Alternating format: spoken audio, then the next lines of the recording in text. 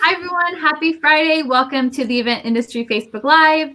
If this is your first time tuning in, I am Jen Singer, the founder of the Event Industry, an online community I created to help support event professionals through networking and education.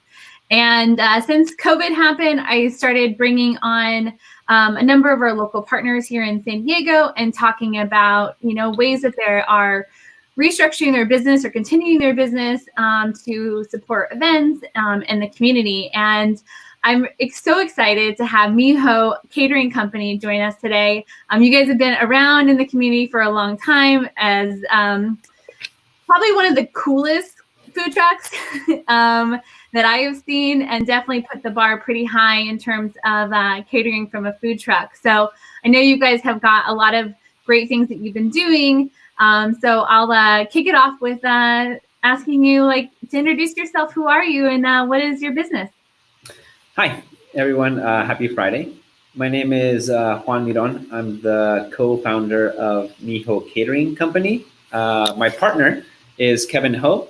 And so we started the food truck in 2010. This is we just hit our 10-year anniversary.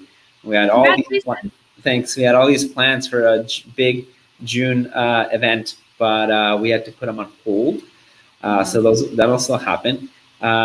We launched in 2010 as a food truck. We were called Miho Gastro Truck. We were the third food truck in San Diego when we launched on May 30th of 2010.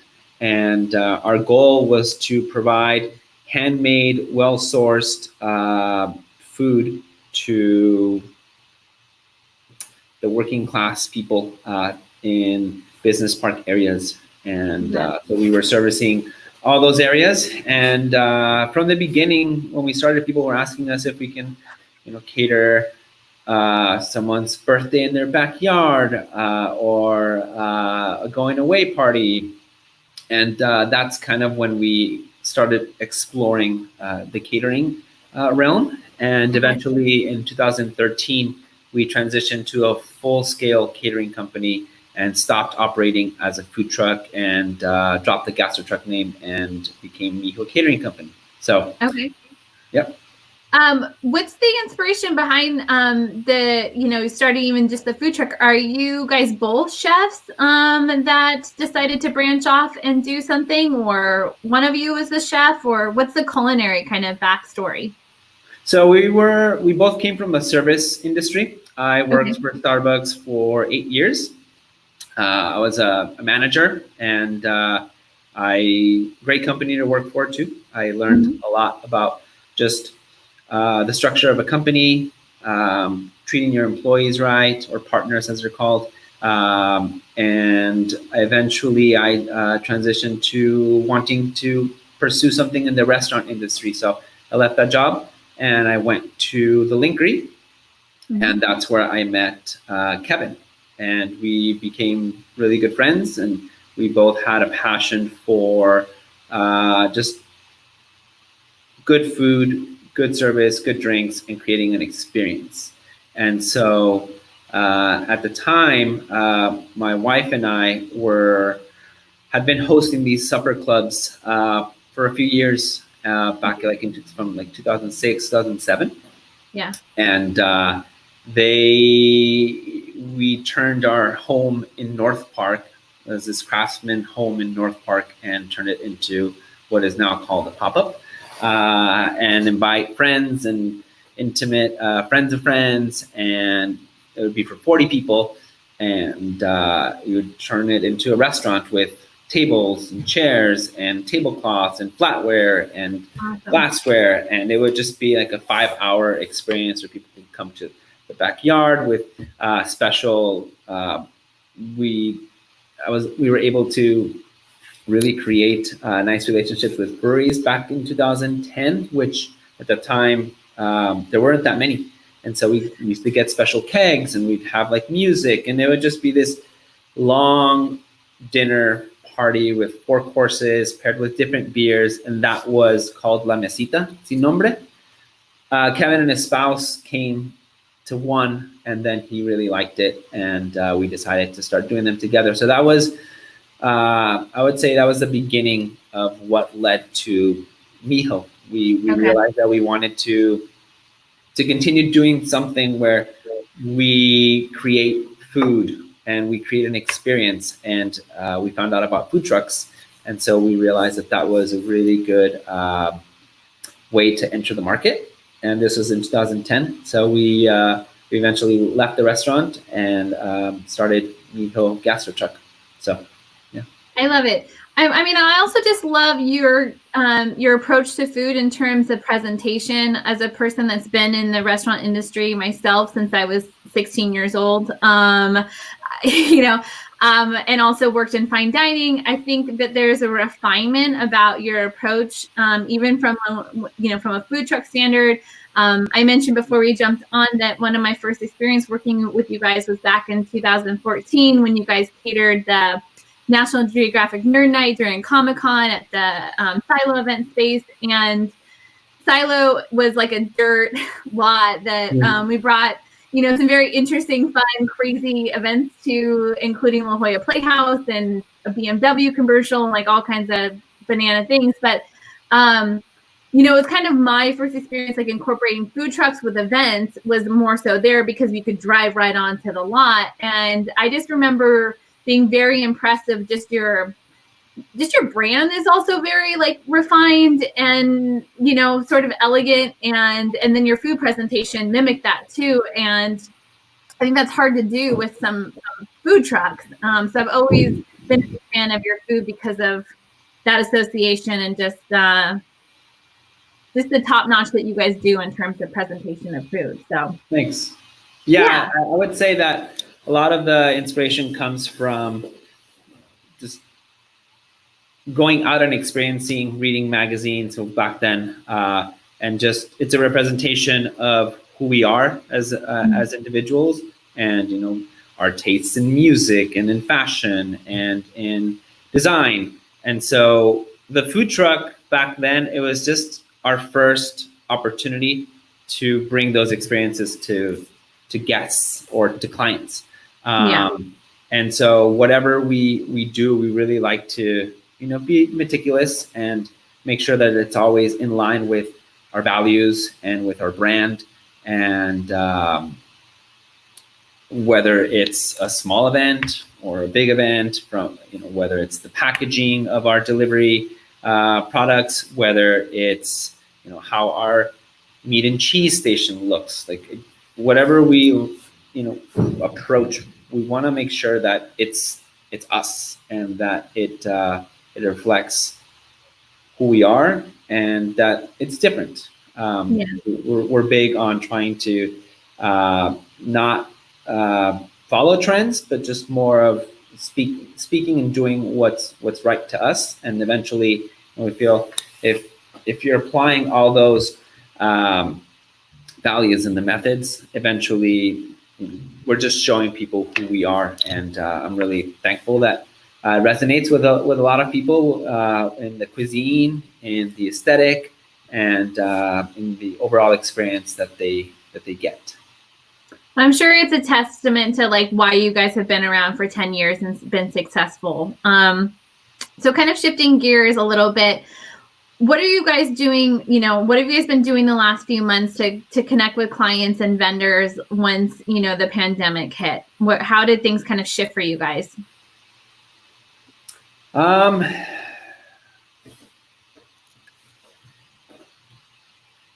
We've always felt that the most human approach is best. And so instead of sending, mass emails or posting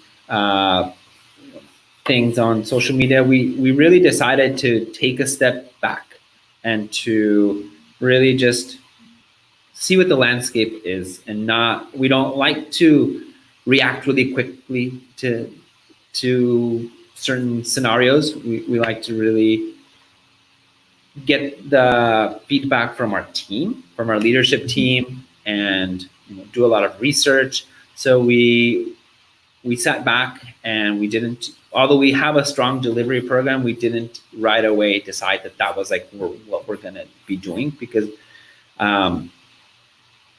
we just needed to really assess and our biggest approach moving forward was to just connect with our clients, our friends, our fellow business owners over the phone. So we spent a lot of time talking to people over the phone. All of our account executives reaching out to their core clients, reaching out to brides, making sure that we were listening to where they were coming from. Everyone has different scenarios. Everyone has different needs, different expectations, different levels on the whole spectrum of COVID of what they're comfortable with, what they're not comfortable with. And so the only way that you can find those things out is by connecting with people the old school traditional way, which you couldn't do in person. So the most personal way was over the phone, and you just hear and just sitting and listening and observing and finding out what another company is going through, what they're doing, how they're navigating, like how are they facing having to furlough their employees, or how many cancellations or postponements, or just clients being like, where are you at? Like, how are you feeling? Like, it's going to be okay. When you're ready and when we're allowed to cater for you, it's going to be great, whether it's in 2 months, 3 months, next year. So thankfully, we've had a lot of postponements and just one cancellation.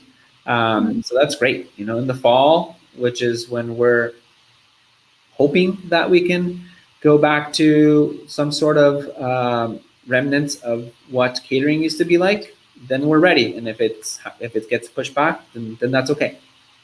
So it's an inspiring mind frame to take, and probably just not that there's a right or wrong way, but in terms of like we're all facing a lot of the same things, but if we can just have an understanding for each other and understanding for our partners, like we can't fight it, you can't like go head to head with COVID, so you might as well kind of embrace the change and lean into it and see what newness comes out of it, and ride the wave, if you will.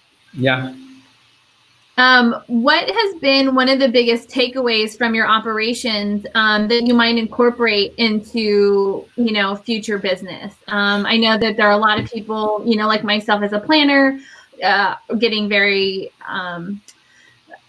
more hands-on experience with a lot of virtual events, coaching clients through different virtual experiences. I know there's a number of catering companies or even entertainment companies that are rethinking their business models, not completely, but there's some opportunities maybe that pop up that you really didn't think of, that like, oh wow, this actually makes sense now that we've been kind of forced to rethink or pivot things. Is there anything that you guys have kind of experienced on that level? Yeah, that's a great question. When I think of the biggest takeaways, first and foremost, I just think of the strength of our team, the people that we all work together. One of our core values is collaboration is at the heart of our team, and I think we've seen that tremendously right now. Just perseverance, flexibility, adaptation.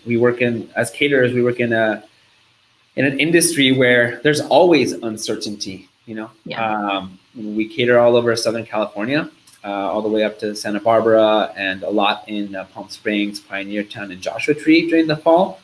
Okay. And so going out there and catering in the desert, in like Pioneer Town, and staging the whole kitchen and working with inclement weather and working with timelines, we've always seen that our team has been great at just focusing on creating an experience that's really memorable around food and service for our guests. And so when we shut down, we immediately went to obviously virtual. And so we kept having our regular meetings throughout the week and connecting with members of our leadership team, connecting with our whole staff through keeping them updated with just what we were hearing from the state level, from the federal level, and how was that going to apply towards everyone. And instead of just, like I said, immediately pivoting or running into delivery, we just decided to take a step back and assess things. And so throughout the first weeks in the month, it just showed how our team, really cares about, like, their number one goal is right now is health and safety, but also how can we still deliver that experience to our team. And so that was really great to see that. So that was probably the biggest takeaway is like, we're strong. Our team loves to do what they do and they like to share it with others. And that's more on the cultural, personal side between our team here at our headquarters in Pisa.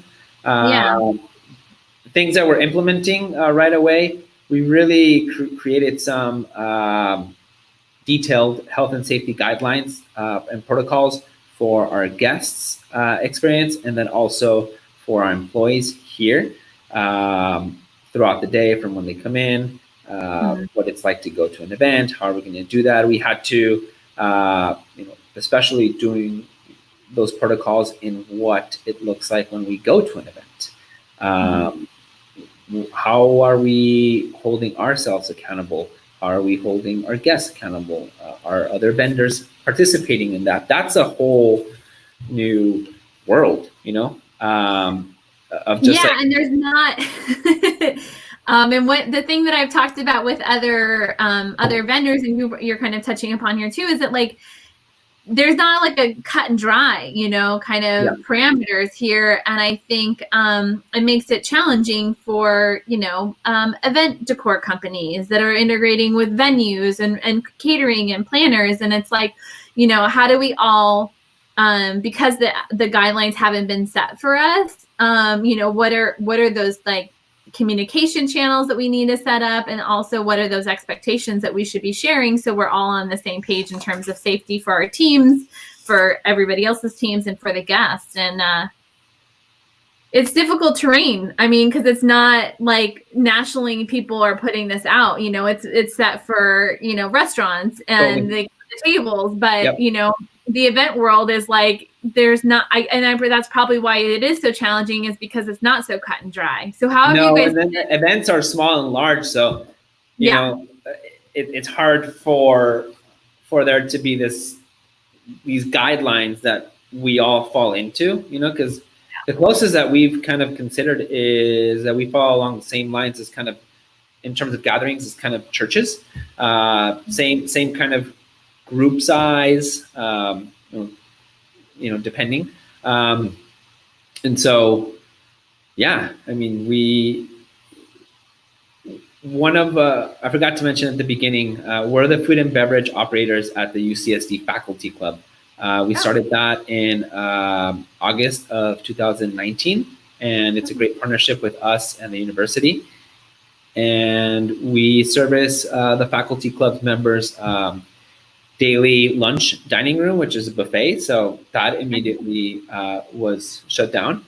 And on site, there's also, it's a venue. So it gives us opportunity. I've been there. Yeah, I've had lunch there. And I probably would have had lunch if you guys were catering. This is a number of years ago.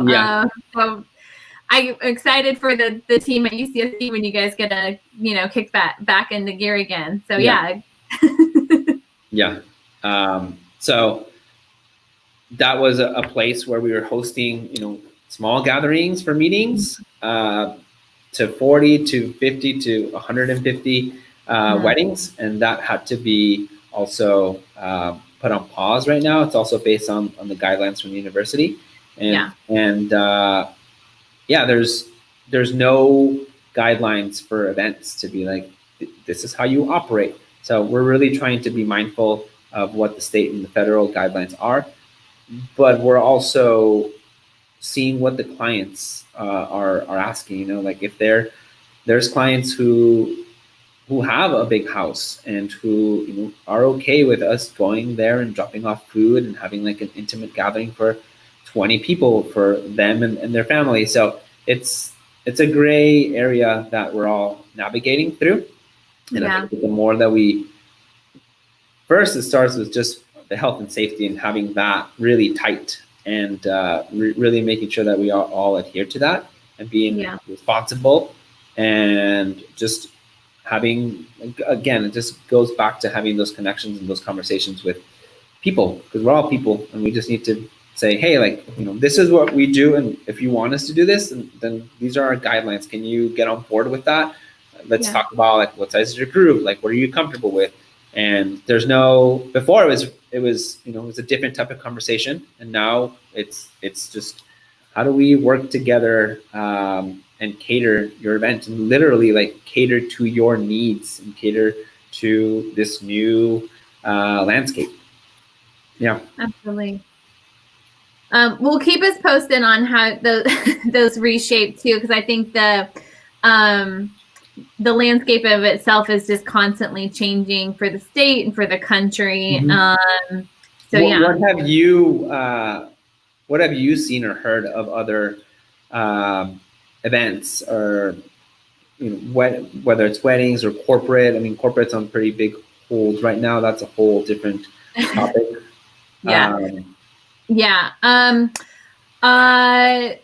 So I haven't been doing much in the way of events. My corporate events have all kind of taken a big pause. But I've talked to some other catering companies. Giuseppe's Catering has been doing. I talked to them about 6 weeks ago. They were doing more drop-offs before things open up before Memorial Day. My husband works as a restaurant director at our Rancho Bernardo Inn, and they are starting to do more like small weddings this weekend. How small? I didn't inquire. But I think it's more because they have the benefit of being having huge outdoor spaces. They're able to kind of separate some people. So I think they're trying to utilize the guidelines that have been set for restaurants and do these like small. I would say they're probably under 50. I don't want to put anything out there because I have no idea what their regulations are, so I don't want to speak for them. But I know they're small gatherings, and I think they're trying to base this on the things that they put in place and the safety standards they put in place for their restaurants on property. And I think that I know Hornblower was also talking about doing the same thing. I did have an event scheduled for a corporate social group chartering one of their yachts for 350 people.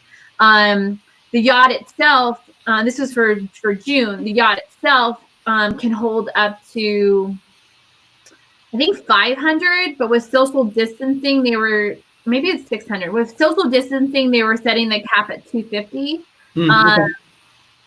So I was able to cancel the event. The client wanted to cancel the event. We were able to cancel it because we had booked it for a larger than what was going to be allowed in that space. So yeah, kind of been my experience is that people are just really trying to navigate based on like some of the regulations that been put forth for restaurants. Yeah, that's why it's informative just to have those conversations and just share what people are doing. Not even just in San Diego, but maybe like in LA or on the East Coast. We're all figuring it out for ourselves. Yeah. Well, on to some more exciting stuff because I love to talk about food. What kind of new menu stuff are you guys working on? Like, what are you cooking up? Like, I know you guys have been doing some pop-up things. I know you have an event tonight. So what are some like fun things that maybe some wedding clients or potential clients we can get excited about for your guys' menu right now? Yeah, at the end of last year, we spent a lot of time developing new menus for this year. One of them is called Wayfair, and so this is an experience where you, as a guest, you book this menu, and it's all about going to different stations. And so we created this pasta station where you can, and it's geared more for a smaller type group, but it is open, So right now it wouldn't be something that we could do, which we're understanding of the situation. So those are one of the new menu items. It's called Wayfair, and you can go and someone be making like the pasta with a pasta machine right in front of you, and then putting sauce, and then you can go to another station. We had this bountiful table with it's called the garden station, and it would have this beautiful produce and handmade dips like hummus, almost like a meat and cheese presentation, but incorporating more just produce from our local farms. And then you could also have a carving station where we'd have like something like a beef Wellington, and it was just being carved in front of you. So, as you have experience in corporate events, they like to have, or even weddings as well. Guests right now want an experience. They want something that is Instagrammable or shareable to their friends. Like, oh, I went to this party, or I went to this wedding. It's like nothing like nothing like the other weddings that you've been to. And like this caterer did, this great station where you could go and someone was making the pasta. So that was, we're still excited about it, and we have a lot of events booked in the future for that. So when it comes around to that time, we'll do that. And with what's going on now, at the beginning of 2018, we decided to really spend some time in developing and exploring a delivery program. So we launched that in February, March of 2018. And the first year was a great learning experience of what the market was, what people's dining preferences are, the price point. And throughout that time we spent in 2018 really honing in and dialing in our menu. It's evolved a little bit. And so 2019 was a really strong year for it, and even at the beginning of this year too. So the delivery program is essentially, it's our same approach to catering, handmade, well-sourced food made with love. But sometimes like you're having a gathering for like 20 people and you don't need a whole catering experience, but you want Miho food. So we developed these menus specifically for corporate events, if they're having like a lunch appreciation or an annual barbecue, and they don't need a full service catering experience. Yeah. And the unique selling proposition that we're very careful about is we like to be part of the whole experience. And so we deliver the food. We don't use another, a third party company to come in and take our food and give it to our clients. We if clients want to order food, they call their account executive, they email us, and we take the same intimate approach as we would do for catering a wedding. And we make it all in-house, we package it, we go and deliver it. So that's where we've been spending more time right now. Thankfully, we already had the program developed. And to in response to COVID, we came up with our new indie meals. So they're individual boxed meals, whether it's a bowl or it's a box, and they're all individually wrapped. So, we can deliver to someone's house, and there's 20 different meals, and everyone can just grab their own. Or specifically for corporate, right now, what we're already doing is we're calling them at the moment virtual meals. Virtual meals, it's real food, but you're experiencing it virtually. So guests. Thank you for clarifying. Yeah. So clients can order from us, and sometimes they're having meetings, but everyone's working from home. So we are delivering meals to people or to employees working from home that they want to go back to having that experience of like, hey, like I miss like lunch meetings or working meetings, or we'd go.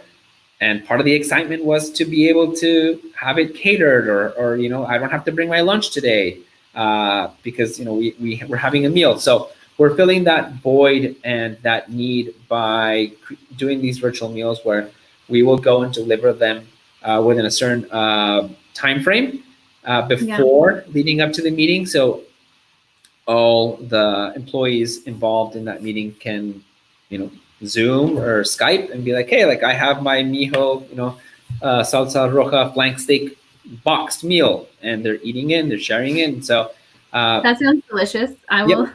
Yeah. I will take an order of that. What's this like size that you guys are doing this in terms of delivery? I asked because a couple weeks ago I worked and partnered with Virtual Event Collective, and we did the MPI Gala, and part of that for attendees was to pick up like the pre-set cocktail set from Snake Oil, and then Cohen Restaurant Group had put together like a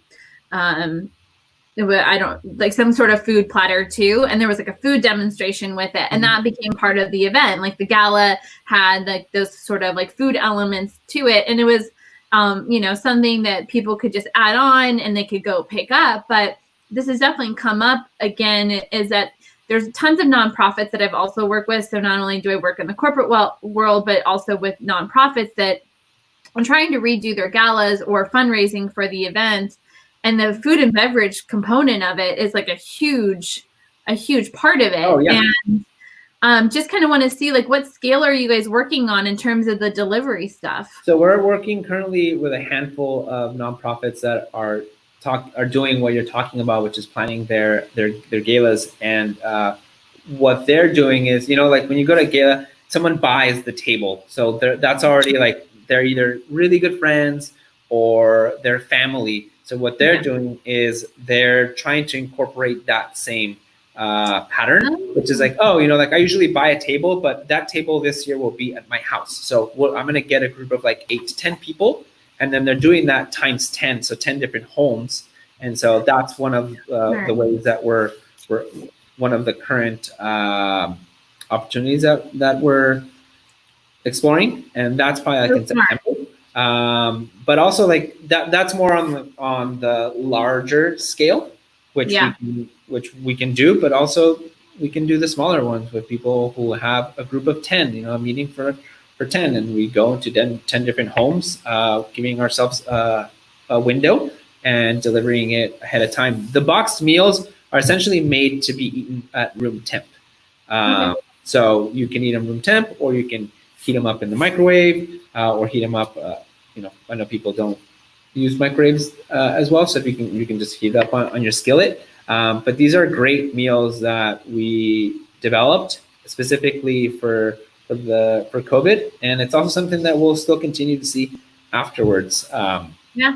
Whenever that is, whenever the time comes for us to cater like we used to, we're ready more than ever, because we're thirsty for it. But also, like, we've just dialed in more of our guidelines, and we've spent this time really strategizing of how can we increase the service that we do better, and we've strengthened a lot of our relationships with our vendors, with our clients.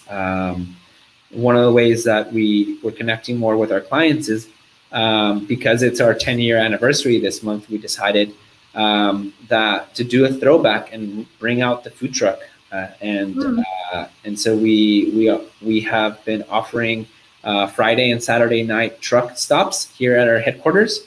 And it's great. Like, you see faces from like 10 years ago, and the first Friday we were here, and I was talking to people, and they're like, I remember when you used to come in Sereno Valley, and oh my God, that fried green tomato sandwich is really good. And like, oh, we don't have it right now, but that kind of prompted us to change the menu, and so we're offering the fried green tomato sandwich right now.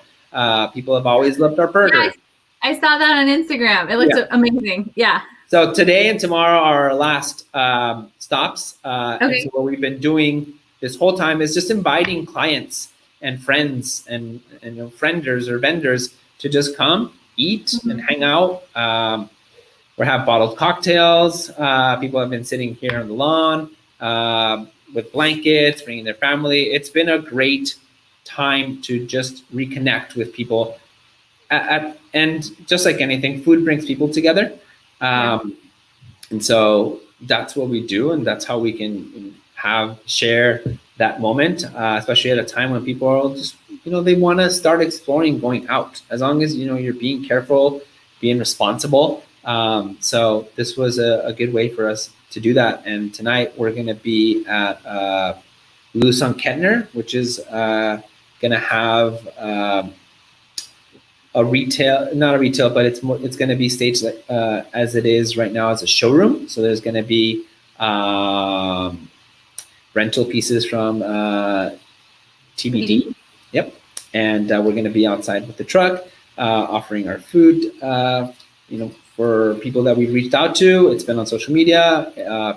Anyone who walks by and wants to eat real good food and enjoy their Friday night. And then tomorrow, our last one will be at Bird Park, which is probably one of the first stops that we ever did when North Park used to have us.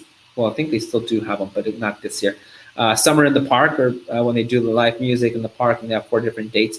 So we used to do that, and Kevin and I both used to live in North Park. So it was really great to be in our community, serving our community, and then going back to our roots tomorrow to finish that off. And the weather seems like it's going to be great, and people are always out there having a good time. I was just out there this morning with my kids, and it's great. Yeah, it is nice to get the kids outside. So the Luz on Kettner tonight, it's from 4 to 7. I should know this, but I don't. You don't have to. Do you have to RSVP to the event tonight? No, you can just go. We'll be out in the parking lot. There'll be tables and social distance, and people can come. They can take it to go. They can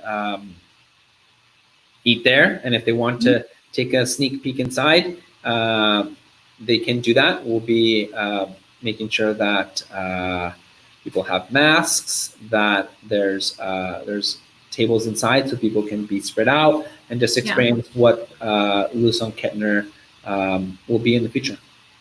That's exciting. I don't think I've ever been more excited about a venue opening because it feels like it's been so long. Can't wait. I think right before COVID hit, there was like a ton of events all at one time. Like Julep opened, and before that there was a big modern take on a wedding expo, which is called Modern Love. So we participated in that, and then a week or two later, then it was the grand opening of Julep.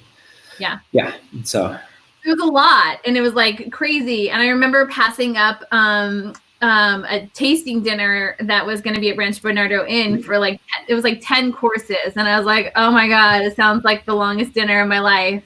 And I'm really bummed that I passed up, because I was like, should have just kept going, and who knows when you're not going to have another opportunity. So I was joking with Sue Hare last week about just like not ever saying no to anything for like a really long time. I'm like, what are you planning? I will come to it. We'll social distance, but I will be there. You're having an opening? Yes, I'm coming. So especially right now, it's summertime, and it's a great time to be out, outdoors.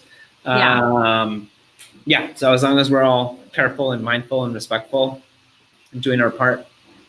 I love it. Okay, so what's on the horizon for Miho beyond what it was? I mean, we talked a lot about what you guys have been doing and what you've been looking forward to. Is there anything we haven't touched upon that you guys are, thinking about for the future, near or, distant? Yeah, so the future for us, we don't know what that's like. No one knows. We're just trying to embrace where we're at now. We're prepared and ready to get back doing what we used to do whenever we're allowed to, and it's going to be great, and it's even better. And so when that happens, we will be there. For now, on top of focusing on our delivery program with our indie meals and the virtual meals,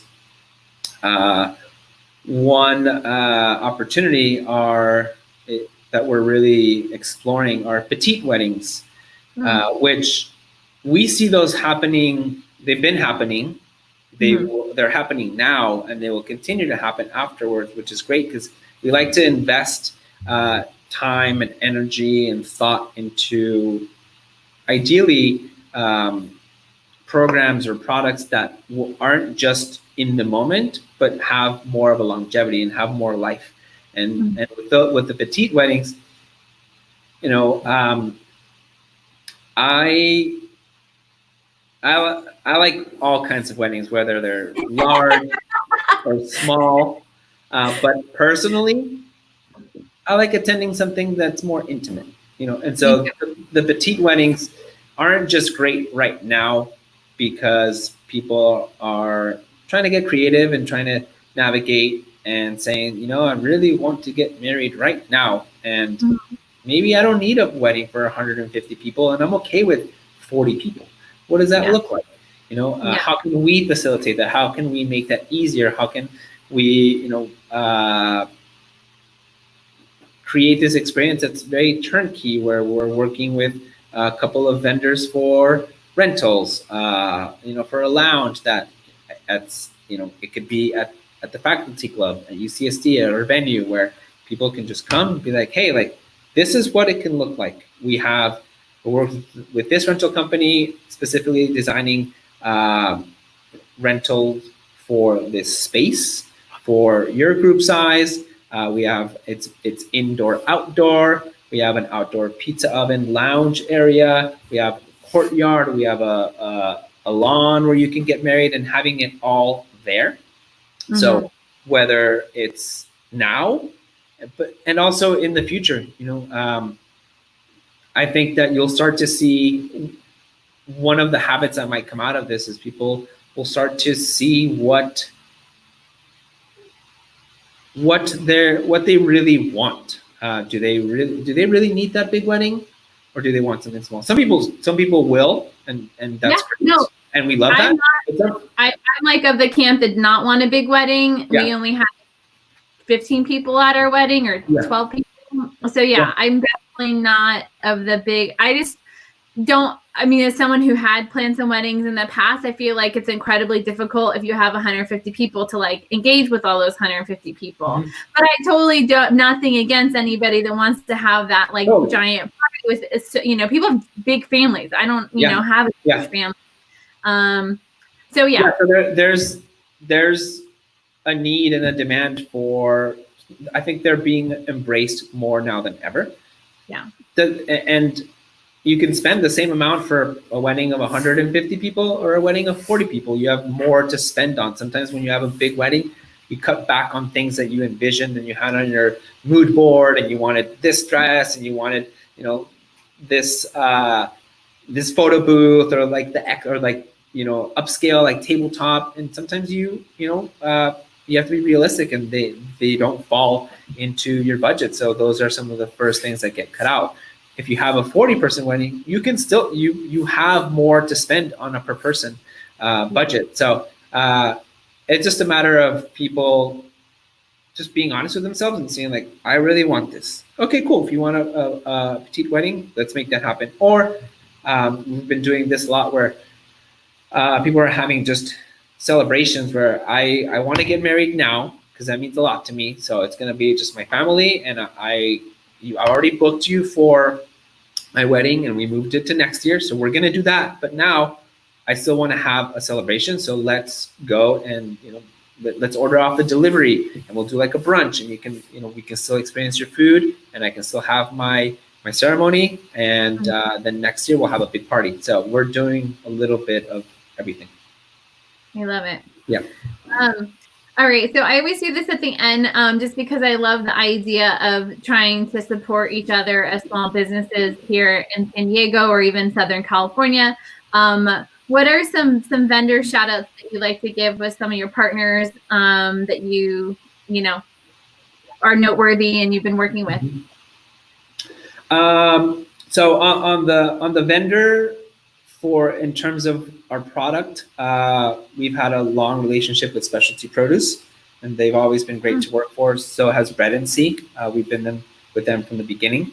And Cafe Moto has been great with us too. We've been using them for a while. That's on the purveyor side, and on the vendor of the industry, people that I've really talked to and really brainstormed or just had like heart to hearts has been Taylor from Folklore, Jill from Layered Vintage, and Zach's been great. We've had a lot of communication. Zach from Loose Loft, and that's just sharing the people that I've connected with. I know that my partner Kevin is connected with a bunch of different people, and it just goes back to just hearing and listening what everyone is going through. And I also would encourage people to just support as much as possible local businesses.